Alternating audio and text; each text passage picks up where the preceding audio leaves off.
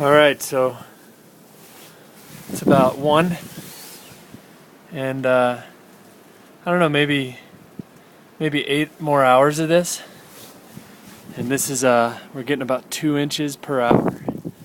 The wind is I don't know how much you can really see here with the wind, but the wind's about I don't know, 25 mile an hour. I think they've said like 25 mile an hour sustained, and 45 mile an hour gusts.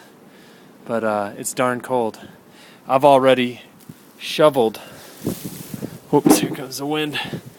I've already shoveled once my sidewalk and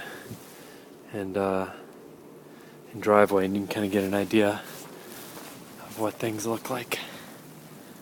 I don't know if you can get an idea of that, but it's my street.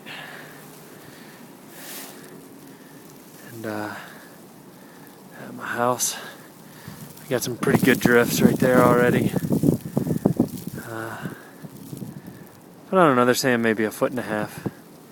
And then through tonight. Again, about 2 inches an hour. So good times. Wanted to get a shot.